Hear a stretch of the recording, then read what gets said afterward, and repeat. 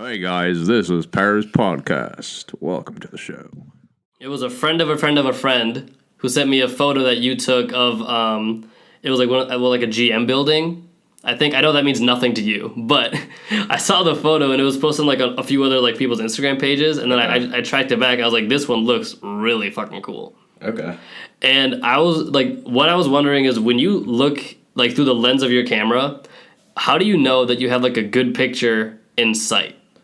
Is there something you... Sorry, I didn't mean to cut you off, sorry. But is there something you look for specifically, depending on, like, if it's a person or a landscape or a building? Mostly, I look for interesting lighting, above all. And then I kind of create a composition out of that. So, let's say I'm shooting a portrait of somebody. Then what I'll do is, whatever location we're at, I'll find some good light, whether that's some cool shadows where I can just light up their face or some nice side lighting coming in. I'll look for that, and then I'll set the person up however the light makes them look best. It's really more experience and practice than anything, though, where you're kind of...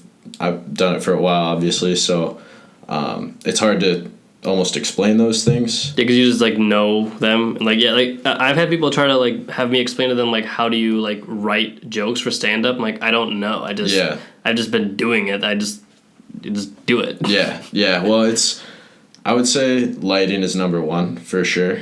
And because the way I always look at it is you can make something boring look really, really good with good lighting. Like, just still lifes of probably this room. If we had some nice sun coming in through this window, I could probably make it look good. And then, like, it just kind of goes from there. So I try to definitely shoot around sunrise and sunset as much as possible. If not, after that, I like cloudy days because there's nice even light, and pretty much no matter how you take a picture, it's going to be good. I avoid the hours of like 10 a.m. to 3 p.m. like crazy, because that's the harshest sunlight, unless you have reflectors and lights and everything. But most of the time I do a lot of travel stuff, so we're just kind of running and gunning, and so it's tougher to bring that along unless it's a larger budget thing, then we rent out lights and stuff. But other than that, yeah, it's really just kind of looking for the best light that you can put your subject in to make it look the best. How much does it matter when you edit it in post? Like, how important is light if you can always, like, add stuff or just take it away? You really can't. I mean, the more you can't? No. Like, the more you can get right in camera, the better the photo's going to look. I think that's what's kind of passed over a lot, is people think Photoshop is everything, and I think Photoshop is everything. That's exactly where I'm coming from now. I hardly ever use Photoshop. Really? How do you edit? Lightroom. Okay, I've heard of that too. Yeah, so that essentially just lets you edit colors and different tones in the picture, whereas Photoshop lets you actually manipulate it and stuff. Almost every single photo you see on my Instagram has no Photoshop done to it. Neither does mine. I'm also not near, like, I'm not taking photos of anything. It's just, like, selfies and, like, random bullshit. Yeah, no, the only time I'll really use Photoshop, because I'm not that good at Photoshop, believe it or not. Is that why you don't use it? Yes and no. I mean, it's really not necessary if you get a lot right in camera. But if I need anything really heavily done in Photoshop, I'll normally outsource it, because it's just more efficient. And then... like, the only time I would really use it is maybe removing distracting things or skin retouching for a higher budget project. Are you allowed to talk about, like, the budget projects that you've worked on?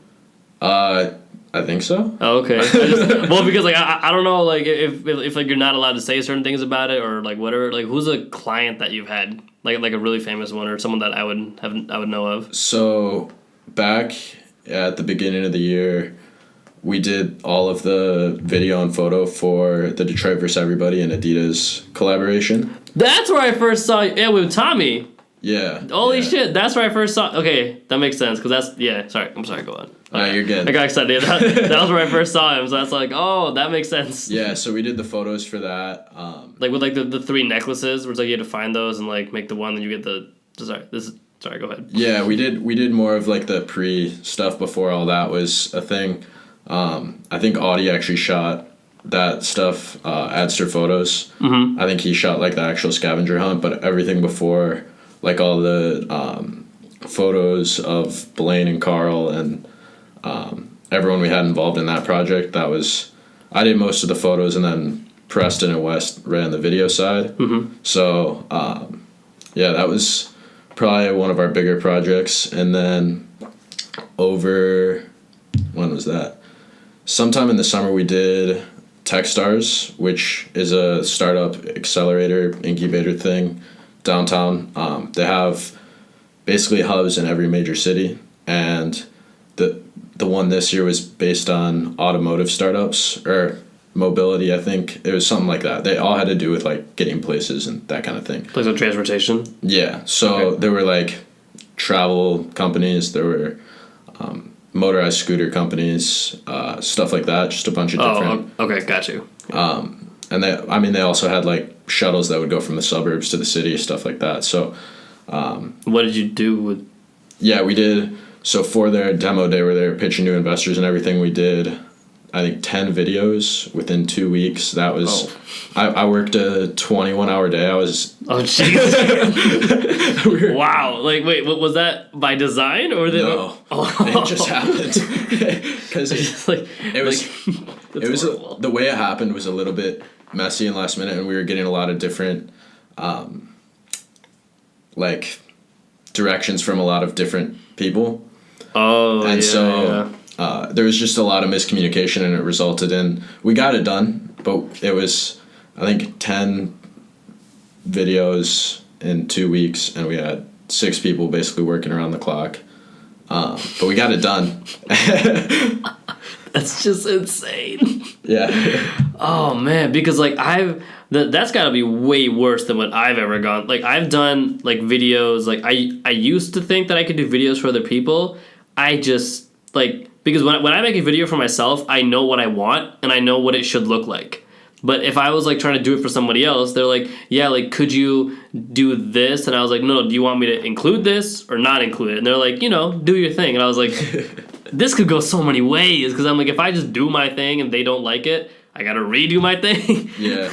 So that's why I just don't do that anymore. But that's just my personal experience. Like how many people were there telling you what to do and what not to do? Like were they communicating with like their direction to you? So the way it ran was we were working for Techstars. Okay. But there were these 10 companies that all wanted their own different thing. Oh dear Lord. And Techstars wanted their own thing. Of course. And there was a lot like some people didn't get what they wanted, basically, and it was a little bit of a mess, but it wound up okay. I mean, everybody got a video, and Techstars was happy, and most of the companies were happy. So, do you find it's easier to make videos? So you make videos as well as like doing photography. Mm-hmm. Do you find it's easier to do that for individual clients or for like companies and corporations? Or does it make a difference at all? I would say it doesn't really make a difference. The process pretty much stays the same. So, going through storyboard and everything, planning it out, and then just getting the shots and editing it together. It's pretty much the same throughout. So, have you ever had a client where it's like you hated the fact that you had to work with them, but you just like kind of did it because they paid you? Wow, all right, that's what's up. Because I feel like those are the best stories. Without saying names, what did this like? Was it a wedding? Because I feel like that's where stuff will get the most hectic. Like, people want everything to be perfect all the time, everywhere. I stay away from weddings for the most part for that reason. Yeah. I'm not a huge fan of it. It's super high pressure. I really do like to work with corporations the most because a lot of times they're looking for projects that are more exciting and that kind of thing. So, like, the next project that me and my buddy Carson are doing, we're heading out to Arizona, Utah, and Colorado for a couple of weeks, and we're working with some hotels and resorts. So, how do you get these clients? Like, last month we sent out, I think, about 4,000 cold emails. 4,000? Yeah. And who did you send them to? Everybody. Everybody that you could think of. Every single hotel in Arizona and Utah. Wait, why do you want to go there so bad? We just like it out there. Oh, okay. There's no deeper reason. Yeah, I mean, that's the nice thing is essentially our goal is to move more into the travel space as, things go on. So, because that's what my friend Carson and I are really passionate about is seeing new things. It's a really cool way to grow your perspective and all that. So we went on a 6-week road trip, lived in our car last summer. Sounds like a plan. Yeah, it was fun. But we really wanted to go back to Utah and Arizona because we were there for probably, I would say 5 days in those two states, but there's so much we know we didn't get to see, and so we wanted to go back and see it at a different time of year. And to make that happen, we just reach out to all these different brands, companies, and then take it from there. So whoever responds will end up talking with them, and whether that's, trading a hotel room for a night with a smaller hotel, giving them like 20 photos, or working with what's another one? Working with a marina on Lake Powell, and that's going to be a bigger 2-day project. So it really just kind of depends. That's what I like the most about it. It's a lot of variety because I get really... Yeah, that would make sense. Because I have a few friends who they're getting into the photography space, and very quickly, so it was amazing to me how fast they learned what they don't want to do and what they want to do. Yeah. Because where I come from a stand-up comedy perspective, it's very hard to find what you like and what you don't like. Mm-hmm. You guys just keep doing it for years. But what I've noticed with photographers is they just kind of, it's okay, I just they almost know it so quick. It's I want to be here, I want to take these photos, and I just like this area way more than that one. Yeah, I mean, for me it wasn't actually as quick. My whole thing has actually been somewhat quick. I think since I got a camera, it's been a little bit over 2 years at this point. That's it? Yeah. Wow, you made some progress in 2 years. Shit. Yeah. 2 years and 4,000 emails later. Here we are, ladies and gentlemen. Yeah, I mean, kind of, I've always been taking photos on whether that was a phone or disposable camera when I was younger. Always been into photos and videos, but never really... I impulse bought a camera after Christmas, my senior year of high school, and then just kind of took it from there. But I originally got one because I was exploring a lot of the abandoned buildings downtown. Yeah, that is yep. And so I wanted to kind of document that, and then it just kind of progressed from there. And it's funny because I really didn't like shooting portraits in the beginning, but now I'd say lifestyle photos are probably some of my favorite, which often includes people and portraits and that kind of thing. Because I think with photographers now it's easy to get wrapped up in Instagram and those banger photos you see. Yeah, I was gonna ask what before Instagram, how would you have possibly marketed yourself as a photographer? Isn't this kind of the best thing that's ever happened to photos is Instagram? I would say yes and no, because now there's a lot of fake bullshit. People that'll... How do you fake a photo? I mean, besides just photoshopping stuff that doesn't exist in it. No, not even that, because that's its own art form. Yeah, it is. In its own right, but I would say there's just a lot of people who are saying they're doing things and aren't. Not naming anybody, but Can you rhyme it? Rhyme? Yeah, rhyme their name. I'm just kidding. Don't do that. No, I would just say it's a lot of fake flexing for Instagram. I mean, that's really the only way to put it. Is it fake though? If it's I guess, okay, how do you define fake? That's a tough, because if I took a photo and made it technically it is a real... Yeah, no, I would say more renting a car for the day, taking a picture in front of it. Okay, that's fake. Yeah, that's... I didn't even think about that. There's a lot... Oh, man. Come on now. I would say there's a lot of things like that. But I think I would say every social media to an extent is fake. Is that fake though, or is that just a photo shoot that you... Because what if that's just a...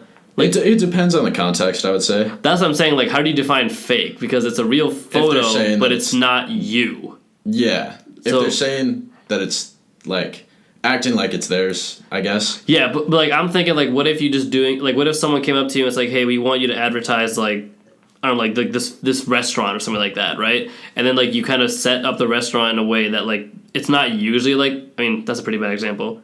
That's because one photo that just comes to mind right now is they were trying to advertise this it was like a 1950s restaurant. It's it's like a diner based sort of area, and they had a bunch of like old classic cars in the parking lot that they rented to put in there for that purpose, to like project that image. I think like, is that fake, or is that just kind of no? I think when you're talking about marketing, that's totally cool, and that's a production that they put together. But I think people are taking that to a personal level, and it's making it was saying this is my Lambo, like yeah. So I think I don't even know if that's a bad thing on its own, but I think it's the combination of other people thinking, oh, that person's doing that when they're really not, right? And they're like, oh, what am I doing wrong? So I think it's a lot of different things, but where did we start with that? Fake photos. It's like, how do you define fake? Okay, yeah. I mean, it's just a lot of things going on behind the scenes on Instagram that like you don't see. I mean, yeah, like for every one photo, I can't imagine how much work goes into just taking it, editing it, setting up. But like, gosh, it's got to be incredible. Yeah, I mean, that's the thing is even the photos you see on mine, like as I talk about, somebody fake renting a Lamborghini and taking this photo that makes them look cool. It's like that's kind of the whole marketing game to an extent, and that's the field that I'm in, and so it's a little weird to say, but I mean, even a lot of my photos are landscapes, portraits, but a lot of the pictures on my Instagram I've never made a dime off of. That's just like what I like. How do you make money off of, like, do you take pictures, like, for people who, like, I mean, because the way that I look at Instagram is, like, this is a way for people to see you take your stuff, and it's like, hey, like, we'll pay you to come to, like, do our thing. So, yeah, like, that's the thing is, my Instagram is mostly photos that I enjoy, that I took. Yeah. But I have a whole separate portfolio that nobody will ever see of real estate. Oh, really? Yeah. Oh, okay. Like, real estate, restaurants, literally everything. So that's how the money is made. It's not basically anything you'll see on the Instagram because, like I just said, we're going to Arizona and Utah and Colorado. You'll probably see pictures of mountains, deserts, that kind of thing, snow, fun. Right, but like the money they're paying you is like that. Those photos are like going to them. They're not. Well, those photos probably won't even go to them. It'll be more lifestyle photos at their hotel, pictures of the rooms, videos of their experiences that they have there, and I will never post those. So, but would you keep them to show like another hotel, for example? Yeah, like, hey, okay, that makes sense. So that would be my portfolio. That's not necessarily anything anyone else would ever see. Do you own the copyright for those? Depends on the contract. Okay. Most of the time, no, but I'm still able to use them to pitch to other clients. I see. So, what is it with these wedding photographers who take the photos and charge $50 a photo after doing it at the end of the wedding? I don't know. Yeah, I mean, I've never done anything close to that. But I know people who have had weddings. They're like, dang, we pay for the photographer, but now it's like, shit, we got to pay another $50 per photo. It's like, goddamn. Yeah, everybody does it a little bit differently. I wouldn't do it that way, but then that's why you're here and they're not over here. Well.